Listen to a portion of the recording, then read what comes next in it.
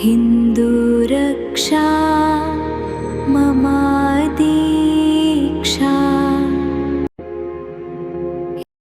Koshy commission റിപ്പോർട്ടിനെ പറ്റി ചോദിക്കുകയുണ്ടായി. തീർച്ചയായിട്ടും അത് ഒരു ക്രൈസ്തവ പ്രീണന നയത്തിന്റെ ഭാഗമായിട്ടാണ് ഈ തെരഞ്ഞെടുപ്പ് അടുത്ത സാഹചര്യത്തിൽ സർക്കാർ ഇത് പുറപ്പെടുവിച്ചിരിക്കുന്നത്. അതിനകത്ത് ഭരണഘടനാ വിരുദ്ധമായ ധാരാളം കാര്യങ്ങളുണ്ട്, മതപ്രീണനപരമായ കാര്യങ്ങളുമുണ്ട്. അക്കാര്യങ്ങൾ നിങ്ങളുടെ ശ്രദ്ധയിലേക്ക് ഒന്ന് കൊണ്ടുവരികയാണ്. ഒന്നാമത്തെ കാര്യം, ബഹുമാനപ്പെട്ട സുപ്രീം കോടതി ഒക്കെ തന്നെ പല പ്രാവശ്യവും സംവരണം 50% മുകളിലേക്ക് കടക്കരുത് എന്ന് പല വിധികളിൽ കൂടെയും പ്രസ്താവിച്ച സാഹചര്യത്തിൽ ഈ JV കമ്മീഷൻ റിപ്പോർട്ട് നടപ്പാക്കുകയാണെങ്കിൽ ആ സംവരണം 50% മുകളിലേക്ക് പോകാനുള്ള സാധ്യത വളരെ കൂടുതലാണ്. അതൊക്കെ തീർച്ചയായിട്ടും നിയമപരമായിട്ട് തന്നെ വിശ്വ ഹിന്ദു പരിഷത്ത് അതിനെ നേരിടാൻ തയ്യാറായിരിക്കുകയാണ്. രണ്ടാമത്തെ കാര്യം, ഇപ്പോൾ നിലവിലെ രാജ്യത്തെ നിയമം അനുസരിച്ചുകൊണ്ട് ഒരാളുടെ ജാതി അല്ലെങ്കിൽ നേറ്റിവിറ്റി തുടങ്ങിയ സർട്ടിഫിക്കറ്റുകൾ കൊടുക്കാനുള്ള അധികാരം റവന്യൂ ഉദ്യോഗസ്ഥർക്കാണ്. അത് ലത്തീൻ കത്തോലിക്ക വിഭാഗത്തിലെ ബിഷപ്പുമാർക്ക് ആ അധികാരം കൊടുക്കത്തക്ക രീതിയിലേക്ക് പിണറായി സർക്കാർ അധപ്പതിച്ചു എന്നുള്ളത് എടുത്തു പറയേണ്ട ഒരു കാര്യമാണ്. ഇനി തൊട്ട് ലത്തീൻ കത്തോലിക്ക ബിഷപ്പുമാരുടെ റെക്കമെൻഡേഷന്റെ അടിസ്ഥാനത്തിലാണ് വില്ലേജ് ഓഫീസർമാരെ ഒരാളുടെ ജാതി നിശ്ചയിച്ചുകൊണ്ട് സർട്ടിഫിക്കറ്റ് കൊടുക്കേണ്ടത് എന്നുള്ളതാണ് ഈ JV കമ്മീഷൻ റിപ്പോർട്ടിൽ പറയുന്നത്. നേരത്തെ 1947 മുമ്പ് മതപരിവർത്തനം ചെയ്ത ലത്തീൻ കത്തോലിക്കർക്ക് മാത്രമായിരുന്നു സംവരണം ഉണ്ടായിരുന്നത്. ഇനി അത് മാറാൻ പോവുകയാണ്. അതേപോലെ തന്നെ ധാരാളം ക്രൈസ്തവ പ്രീണനപരമായിട്ടുള്ള ധാരാളം റെക്കമെൻഡേഷനുകൾ ഈ JV കമ്മീഷൻ റിപ്പോർട്ടിനകത്തുണ്ട്. ഏകദേശം 248ഓളം റെക്കമെൻഡേഷനുകളുണ്ട്. അതിനകത്ത് ഒരെണ്ണം നമുക്കറിയാം, കേരളത്തിൽ തന്നെ ഈ മദ്രസകൾക്കുള്ള വെൽഫെയർ ബോർഡുണ്ട്, വെൽഫെയർ ഫണ്ടുണ്ട്. അതേപോലെ സമാന സാഹചര്യത്തിലെ സൺഡേ സ്കൂളുകൾക്കും അതേ സ്വഭാവത്തോടു കൂടിയ ഒരു സംവിധാനം ആരംഭിക്കണമെന്നും ഈ JV കമ്മീഷൻ റിപ്പോർട്ടിൽ പറയുന്നു.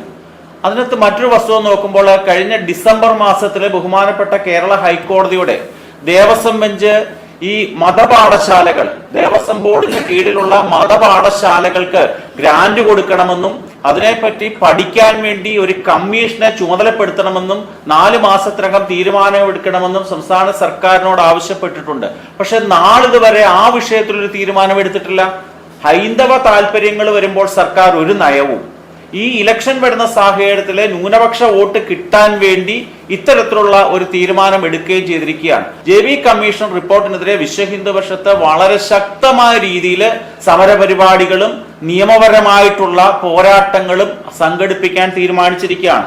നമ്മൾ നോക്കേണ്ടതുണ്ട്, ഹിന്ദു ബുദ്ധ ജൈന വിഭാഗങ്ങളിലെ പട്ടിക വിഭാഗങ്ങൾക്ക് മാത്രം കിട്ടിക്കൊണ്ടിരുന്ന സംവരണം ക്രൈസ്തവ ജാതികൾക്ക്, ജാതി ഇല്ല എന്നാണ് പറയുന്നത് ക്രൈസ്തവര്, ഹിന്ദുമതത്തിലെ ജാതി വ്യവസ്ഥയെ ഉണ്ട് എന്ന് പറഞ്ഞുകൊണ്ട് മതം മാറിയവരാണ് ഈ ക്രൈസ്തവ വിഭാഗത്തിലേക്ക് പോയിട്ടുള്ളവരെന്നാണ് വിശ്വസിക്കുന്നത്. അവർക്ക് റിസർവേഷൻ കൊടുക്കണം. ഇതിന് സ്വാഭാവികമായും ഹിന്ദു ബൗദ്ധ ജൈന വിഭാഗങ്ങളിലെ പട്ടിക വിഭാഗങ്ങൾക്ക് കിട്ടിക്കൊണ്ടിരിക്കുന്ന ഈ സംവരണം ക്രൈസ്തവ വിഭാഗത്തിന് കൊടുക്കാനുള്ള ഒരു ആസൂത്രിതമായ ശ്രമമാണ് ഈ JV കോശി കമ്മീഷന്റെ ആ റെക്കമെൻഡേഷനുകൾ പാലിക്കപ്പെടുകയാണെങ്കിൽ ഉണ്ടാവുന്നത്. അത് തീർത്തും അപലപനീയമായിട്ടുള്ള സംഭവമാണ്, ഭരണഘടനാ വിരുദ്ധമാണ്, ഹൈന്ദവ വിരുദ്ധമാണ്. അതുകൊണ്ട് വിശ്വ ഹിന്ദു പരിഷത്ത് ശക്തമായിട്ട് അതിനെതിരെയുള്ള നിയമ നടപടികളുമായിട്ട് മുമ്പോട്ട് പോകും. നിലവിലെ പട്ടിക പിന്നോക്ക ക്രൈസ്തവ വിഭാഗങ്ങൾക്ക് 4% സംവരണമാണുള്ളത്, അത് 6 കൂട്ടണം. അതേപോലെ തന്നെ ന്യൂനപക്ഷ വിഭാഗങ്ങൾ നടത്തുന്ന വിദ്യാഭ്യാസ കേന്ദ്രങ്ങളിലെ ഈ പട്ടികജാതി സീറ്റുകൾ ഫില്ലായില്ല എങ്കിൽ കമ്മ്യൂണിറ്റി കോട്ടയിൽ കൂടി അത് ഫില്ല് ചെയ്യണം. ഈ തീരുമാനങ്ങളൊന്നും ഒരു തരത്തിലും അംഗീകരിക്കാൻ സാധ്യതയുള്ള കാര്യങ്ങളല്ല. അതുപോലെ തന്നെ ഈ വിഷയങ്ങൾ പഠിക്കാൻ വേണ്ടി ജസ്റ്റിസ് KG ബാലകൃഷ്ണനെ കേന്ദ്ര ഗവൺമെന്റ് നിശ്ചയിച്ചിട്ടുണ്ട്. ആ justice KG Balakrishnan commission report ഇതുവരെ സമർപ്പിക്കാനുള്ള സാഹചര്യം ഉണ്ടായിട്ടില്ല. അത് പഠനം പൂർത്തിയാക്കിയിട്ടില്ല. അതിന് മുന്നോടിയായിട്ട് തിരക്ക് പിടിച്ചുകൊണ്ട് ഈ സംസ്ഥാനത്തിന്റെ വോട്ട് ബാങ്കിനെ കണ്ടുകൊണ്ട് justice JV Koshy commission report നടപ്പാക്കാനുള്ള സംസ്ഥാന സർക്കാരിന്റെ തീരുമാനം തെരഞ്ഞെടുപ്പ് പ്രഖ്യാപിക്കാൻ പോകുന്നു. മന്ത്രിസഭയുടെ അവസാന സമ്മേളനത്തിൽ ഒറ്റ ദിവസം കൊണ്ട് അങ്ങ് പാസ്സാക്കുകയാണ്. ആരുമായിട്ടൊരു ചർച്ചയില്ല, ആരുടെയും ഒരു പിന്തുണയില്ല ഇക്കാര്യത്തിലൊന്നും. ചില ക്രൈസ്തവ വിഭാഗങ്ങളുടെ ഉണ്ടാകും. അത് കേരളത്തിലെ മതപരിവർത്തനം കൂട്ടാനുള്ള ഒരു സാഹചര്യം ഒരുക്കാൻ പോവുകയാണ്. മതപരിവർത്തനം എന്ന് വെച്ചാൽ ലത്തീൻ കത്തോലിക്ക ബിഷപ്പുമാരാണ് ഇനി കളക്ടർമാരുടെ ചുമതല നിർവഹിക്കാൻ പോകുന്നത്. ജാതി സർട്ടിഫിക്കറ്റ് കൊടുക്കുന്ന അവരാണ്. നിങ്ങൾ ഞങ്ങളിലേക്ക് വരൂ, ഞങ്ങൾ ജാതി സർട്ടിഫിക്കറ്റ് തരാം, നിങ്ങൾ മതപരിവർത്തനം ചെയ്യപ്പെടുകയാണെങ്കിൽ സംവരണം കിട്ടും എന്ന രീതിയിൽ പ്രലോഭിപ്പിച്ചുകൊണ്ട്, ഭീഷണിപ്പെടുത്തിക്കൊണ്ട്, വാഗ്ദാനങ്ങൾ നൽകിക്കൊണ്ട് മതപരിവർത്തനം ചെയ്യാനുള്ള ശ്രമം ഏതെങ്കിലും കോണിൽ നിന്ന് ഈ കമ്മീഷൻ റിപ്പോർട്ടിന്റെ മറവിൽ നടക്കുകയാണെങ്കിൽ അതിനെ ശക്തമായിട്ട് തന്നെ വിശ്വ ഹിന്ദു പരിഷത്ത് നേരിടാൻ പോവുകയാണ്. അതിനെ കോടതികളിൽ കൂടെയും അല്ലാത്ത പ്രത്യക്ഷ സമരമാർഗങ്ങളും അവലംബിക്കാൻ വിശ്വ ഹിന്ദു പരിഷത്തിനെ നിർബന്ധിതമാക്കുന്ന ഒരു സാഹചര്യമാണ് സംസ്ഥാന സർക്കാർ ഒരുക്കിയിരിക്കുന്നത്. തീർത്തും ഭരണഘടനാ വിരുദ്ധമാണ്, നിലവിലുള്ള റിസർവേഷൻ പോളിസികൾക്ക് വിരുദ്ധമാണ് JB കോശി കമ്മീഷൻ റിപ്പോർട്ടിനകത്ത് പറഞ്ഞിരിക്കുന്നത്.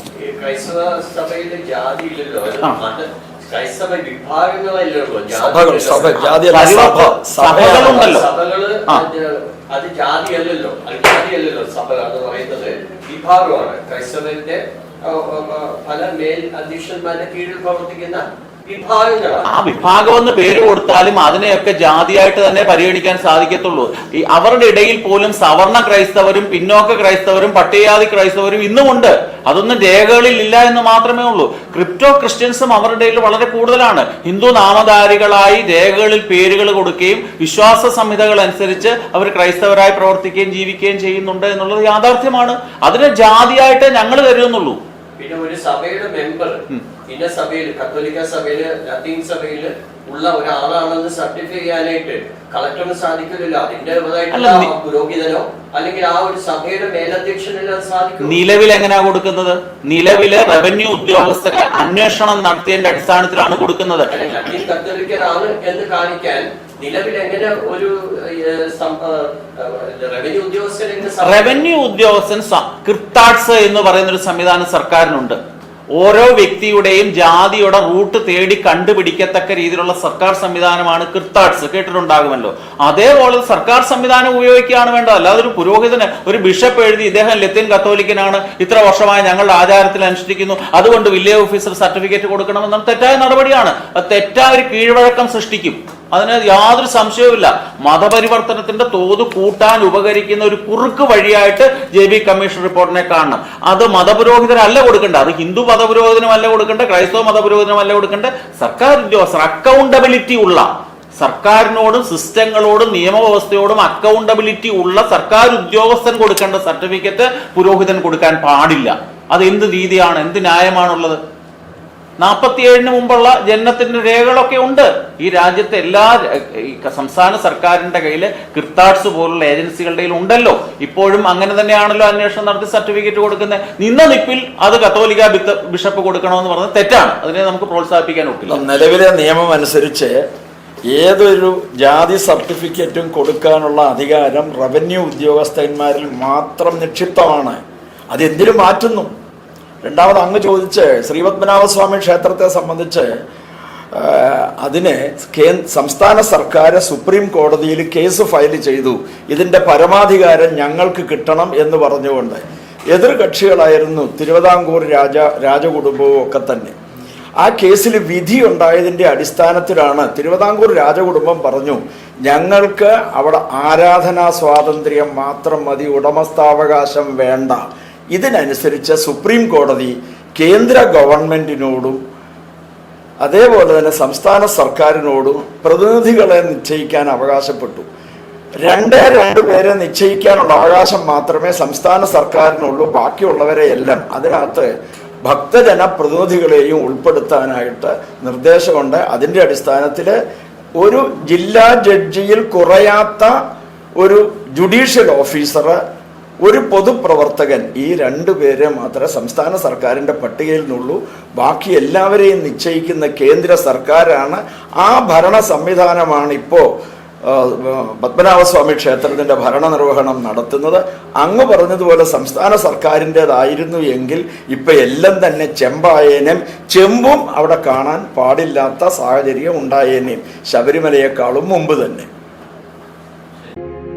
ഹിന്ദു രക്ഷാ